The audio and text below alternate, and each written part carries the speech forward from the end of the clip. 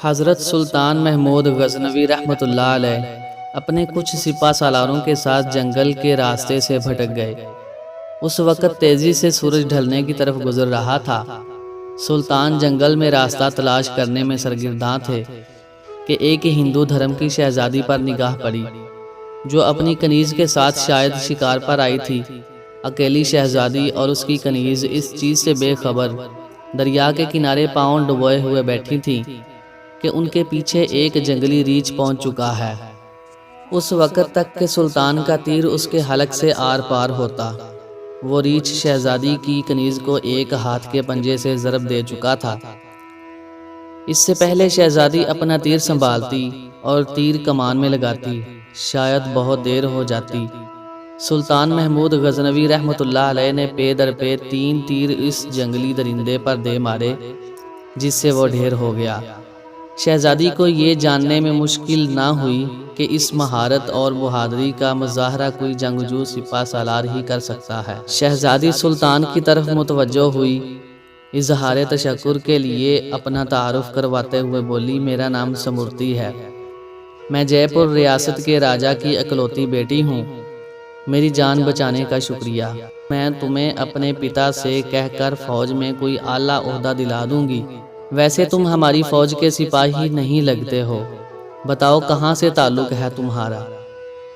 سمورتی شاید یہ نہیں جانتی تھی کہ اس کے سامنے کوئی معمولی سپاہی نہیں ہے، بلکہ اس وقت کی سب سے طاقتور اسلامی لشکر کے سربراہ اعلیٰ سلطان محمود غزنوی رحمۃ اللہ علیہ ہیں، جن کے نام سے ہی ہندو راجاؤں کے حلق خشک ہو جاتے ہیں۔ سلطان نے مختصراً اپنی شناخت ظاہر نہ کرتے ہوئے کہا، جی کسی اور فوج کا سپاہی ہوں۔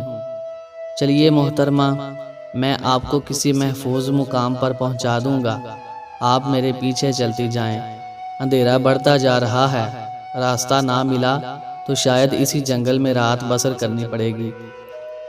شہزادی سمورتی جان چکی تھی کہ یہ شخص لالچ اور خوف سے پاک ہے۔ وہ سلطان کی نظروں میں حیا دیکھ کر خود کو محفوظ محسوس کر رہی تھی۔ جنگل کی خاردار جھاڑیوں کی وجہ سے شہزادی کا پیراہن مختلف جگہ سے چھلنی ہو چکا تھا۔ شہزادی تھکاوٹ سے چور ہو چکی تھی۔ سلطان نے شہزادی کو ایک سخت پتھروں اور درختوں کی اوٹ کی طرف اشارہ کرتے ہوئے کہا، شہزادی آپ ادھر آرام کر لیں، رات کی تاریکی بڑھ رہی ہے اور موسم میں بھی تغیر کے آثار ہیں، اندھیرے میں مزید سفر گھنے جنگل میں کرنا دشوار ہے، علل صبح نکلیں گے تو شاید میں آپ کو کسی محفوظ مقام تک پہنچا سکوں۔ سمورتی کے پاس سلطان پر اعتماد کرنے کے علاوہ کوئی دوسرا راستہ نہ تھا۔ سلطان نے محسوس کیا شہزادی اپنے بیش قیمت مگر قدرے باریک لباس میں جنگل کی ٹھنڈی رات شاید نہ گزار سکے۔ سلطان نے اپنی موٹی چادر شہزادی کی طرف اچھال دی اور معنی خیز نظروں سے شہزادی کو دیکھا، جیسے کہہ رہے ہوں یہ اوڑھ لیں۔ شہزادی نے بلا جھجک چادر اوڑھی اور ٹیک لگا کر درختوں کی اوٹ میں پاؤں پسارے۔ اس کی نظریں سلطان کے چہرے کی طرف جمی ہوئی تھیں، جو نظریں جھکائے ایک قریب پڑے بڑے پتھر پر بیٹھ کر آگ جلانے کی کوشش کر رہے تھے۔ بالآخر آگ جل گئی۔ اس کی روشنی میں سلطان کا نورانی اور ابھرا ہوا وجاہت والا چہرہ چمک رہا تھا۔ سلطان نے شہزادی سے قطع نظر کی، مٹی سے تیمم کیا اور نماز پڑھنے لگے۔ شہزادی کو جھٹکا لگا، اوہ یہ تو مسلمان لگتے ہیں۔ ایک دفعہ شہزادی کانپ گئی، کہیں غزنی کے لشکر سے تو نہیں؟ یہ تو لٹیرے ہیں، گائے بھینس بکری سب کا ماंس کھاتے ہیں، یہ مجھے زندہ نہیں چھوڑیں گے۔ لیکن اگلے ہی لمحے شہزادی اب تک اس کے ساتھ گزرے وقت کو یاد کرنے لگی، اگر یہ اتنا ہی سفاک اور ظالم ہوتا تو مجھے ریچھ سے نہ بچاتا۔ نہ چاہتے ہوئے بھی شہزادی کا دل پھر سے اطمینان و یقین سے بھر گیا۔ سلطان نماز کے بعد دعا کرتے وقت زاروں قطار رونے لگے۔ روتے روتے سلطان نے اپنے خنجر کی نوک اپنے پاؤں کے انگوٹھے پر رکھ کر اس کو دبا دیا۔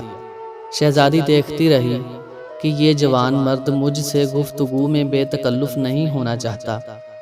علل صبح سلطان نے شہزادی سے کہا، اب ہمیں نکلنا چاہیے۔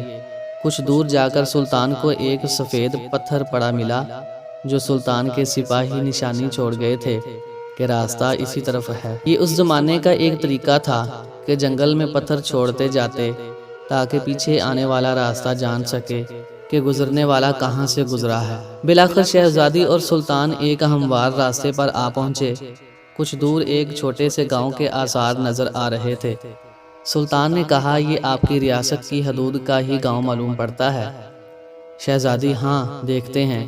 گاؤں پہنچنے پر شہزادی نے گاؤں کے مکھیا کو بلاوا بھیجا۔ مکھیا اپنے کچھ ساتھیوں سمیت حاضر ہوا۔